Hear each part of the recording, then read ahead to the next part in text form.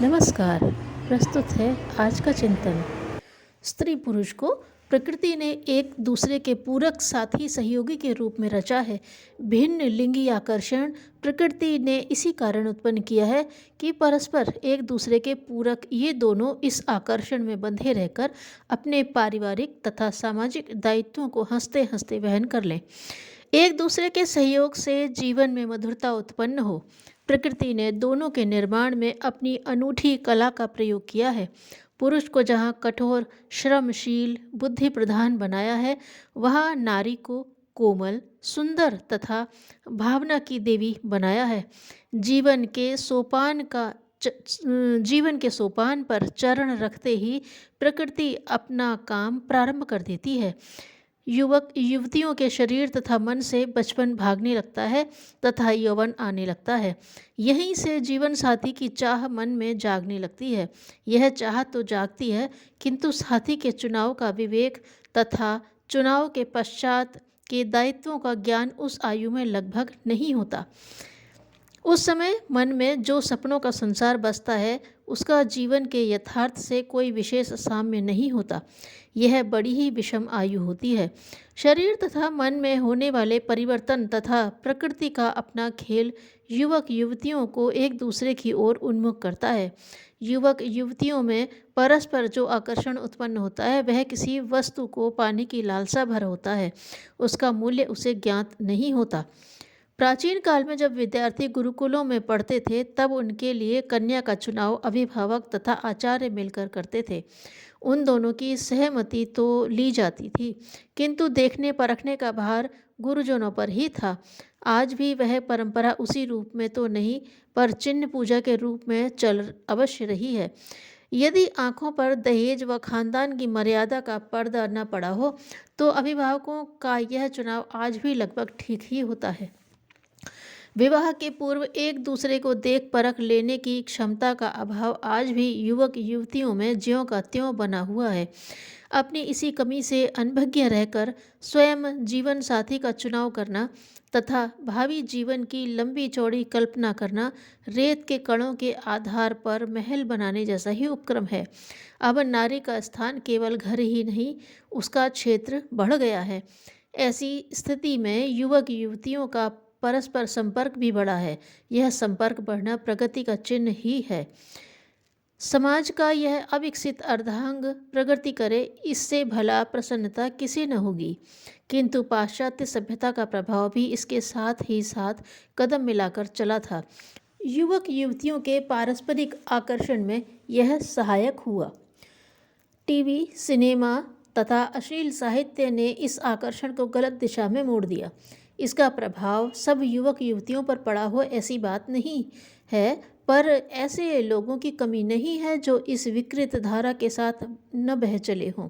विशेष रूप से शहरी परिकर में सस्ते रोमांटिक उपन्यासों तथा बेसिर पैर के कथानक वाले सिनेमा व धारावाहिकों के नायक नायिकाओं में जिस प्रकार नितांत अव्यावहारिक एवं अवांछनीय प्रेम उपजता तथा बढ़ता है, वैसी ही कल्पना कुछ युवक युवतियों के मन में भी उपजने लगती है। समाज और परिवार का वातावरण भी इस प्रकार का हो चला है कि इनके मन में विपरीत सेक्स के प्रति जिज्ञासा उत्पन्न हो जाती है। दोनों मिलकर इनके अपरिपक्व मस्तिष्क को अपना घर बना लेते हैं। सामाजिक मर्यादाएं क्या होती हैं, इन तथ्यों की जानकारी नहीं होती।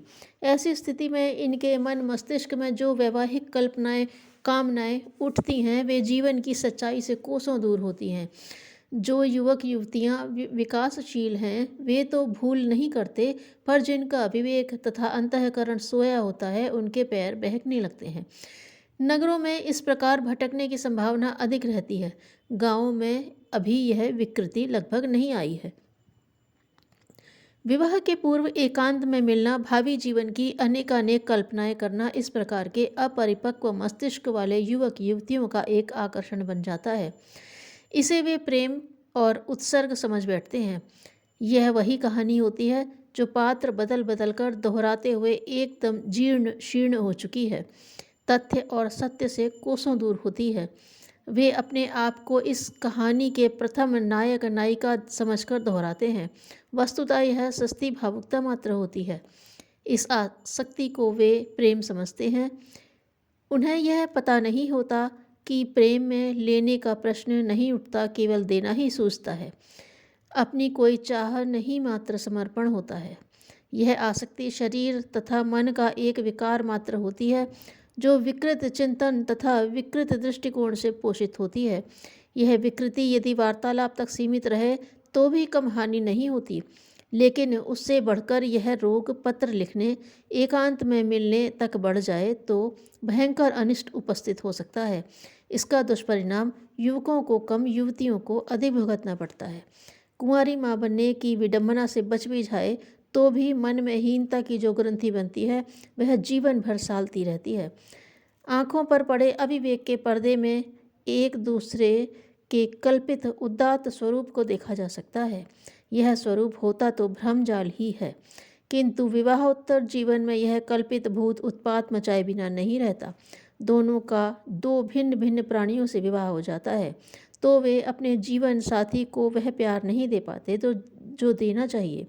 उसके दोष ही उभर कर सामने आते रहते हैं।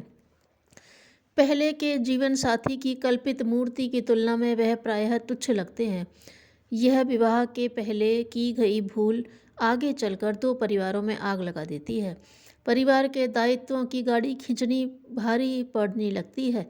यहाँ आकर पता लगता है कि वे झूठे सपने थे।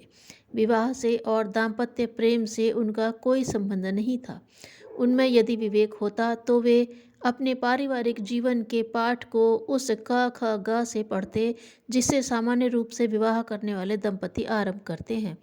इनका पारिवारिक जीवन सफल हो भी जाए तो उसका श्रेय उस पहले वाले तथाकथित प्रेम को नहीं, वर्तमान विवेकशीलता को ही देना होगा। युवक युवतियों में जोश होता है, भावना होती है, उन्हें सही मार्ग पर चलाया भी जा सकता है। यह आवश्यक नहीं कि माता पिता की इच्छा पर ही विवाह किया जाए, उनकी इच्छा के विरुद्ध भी विवाह किया जा सकता है। आदर्शों की रक्षा, उनकी पुनः प्रतिष्ठा तथा समाज में फैली विकृतियों को तोड़ने वाले युवक युवतियों का यह साहस प्रशंसनीय ही कहा जाएगा, जो दहेज तथा विधवा विवाह आदि के बंधनों को तोड़कर समाज में एक स्वस्थ परंपरा स्थापित करते हैं। इन्हें आदर्श विवाहों की संज्ञा दी जानी चाहिए। विवाह एक उत्तरदायित्व है। उत्तरदायित्व वहन करने की सामर्थ्य के बिना आने वाली समस्याओं से अनभिज्ञ रहकर कल्पना लोक बसाना युवकों का काम नहीं। जिनके पांव यथार्थ की धरती पर टिके हों, उन्हें ही आदर्शों के स्वप्न देखने का अधिकार मिलता है। इस विडंबना में न फंसकर विवाह होने पर जो भी जीवन साथी मिले उसे निभाने की पूर्व तैयारी कर लेना तथा उसी प्रकार के स्वप्न देखना ठीक है, जिससे भावी जीवन मंगलमय हो सके। गलती हमारे ज्ञान की नहीं बल्कि निर्णय की है, जो असत्य के लिए अपनी स्वीकृति दे देता है।